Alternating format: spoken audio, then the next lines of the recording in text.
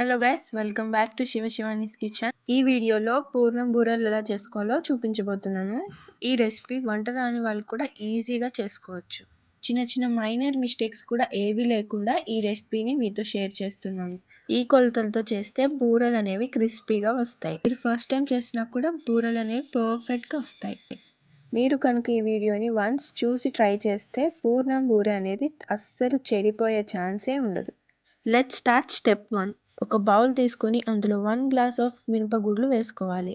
ఏ గ్లాస్తో అయితే పప్పు తీసుకున్నామో అదే గ్లాస్తో 2 గ్లాసుల బియ్యం తీసుకోవాలి. ఇక్కడ నేనైతే రేషన్ బియ్యం తీసుకున్నా. మీరు సోనా మసూరి బియ్యం కానీ మీకు ఇష్టం వచ్చిన బియ్యం తీసుకోవచ్చు.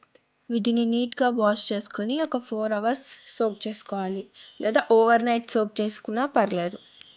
ఇప్పుడు సేమ్ గ్లాస్తో 1 గ్లాస్ శనగపప్పును తీసుకొని నీట్గా వాష్ చేసుకొని ఒక 30 మినిట్స్ వరకు సోక్ చేసుకుంటే సరిపోతుంది. స్టెప్ నెంబర్ 2లో మనం గ్రైండింగ్ ప్రాసెస్ చేస్తాం. సోక్ చేసి పెట్టుకున్న రైస్ని ఇంకా పప్పుని కొద్దిగా మిక్సీ జార్లో వేసుకొని సరిపోయేంత వాటర్ వేసుకొని థిక్ బ్యాటర్లా గ్రైండ్ చేసి పెట్టుకోండి. చూడండి, మరీ పల్చగా కాకుండా మరీ గట్టిగా కాకుండా ఇలా మీడియంగా ఉంటే సరిపోతుంది. గ్రైండ్ చేసేటప్పుడు వాటర్ని చూసి వేసుకోండి. ఎక్కువ వేసేస్తే దాన్ని అడ్జస్ట్ చేయడం కష్టం. పిండి కొంచెం గట్టిగా ఉన్నా వాటర్ వేసుకొని అడ్జస్ట్ చేసుకోవచ్చు. ఇప్పుడు స్వీట్నెస్ కోసం పిండిలో కొంచెం బెల్లం తురుముని వేసుకొని బెల్లం కరిగేంత వరకు మిక్స్ చేస్తుండండి. సాల్ట్ ఇంకా కొంచెం వంట సోడాని కూడా వేసుకోండి. స్టెప్ నెంబర్ 3లో మనం పూర్ణాన్ని తయారు చేసుకుంటాం. 30 మినిట్స్ నానబెట్టుకున్న శనగపప్పుని కుక్కర్లో వేసి 1 గ్లాస్ వాటర్ వేసి మూత పెట్టి 1 or 2 విజిల్స్ వచ్చేంత వరకు మీడియం ఫ్లేమ్లో కుక్ చేసుకోండి. ఉడికిన పప్పుని చూపిస్తున్నా చూడండి. పప్పు అనేది ఇలా పలుకుగానే ఉండాలి, మరీ మెత్తగా ఉడకకూడదు. ఇలా ఉడికించిన పప్పుని మెత్తగా పప్పు గుత్తితో మ్యాష్ చేసుకోండి. కావాలంటే మీరు మిక్సీకైనా వేసుకోవచ్చు. మరీ మెత్తగా కాకుండా కొంచెం పలుకుగా మ్యాష్ చేసుకొని పక్కన ఉంచండి.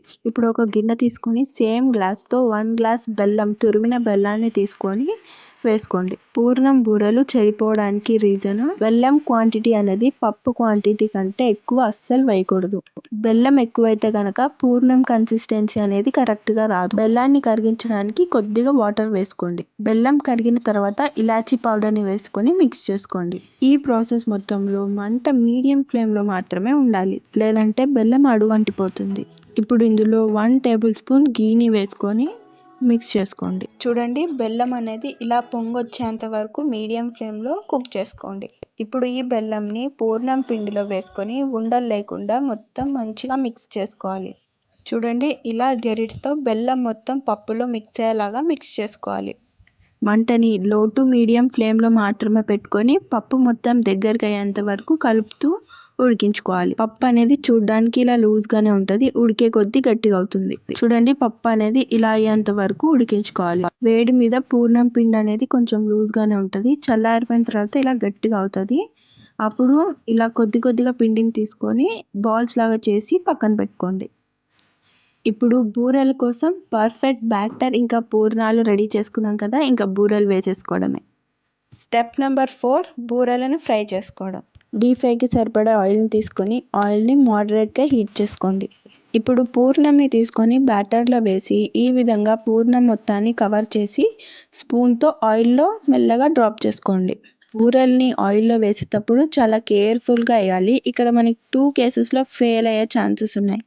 మనం పూర్ణంని పూర్తిగా కవర్ చేయకపోతే పూర్ణం అనేది ఆయిల్లోకి వెళ్ళిపోయే ఛాన్సెస్ ఉంటాయి.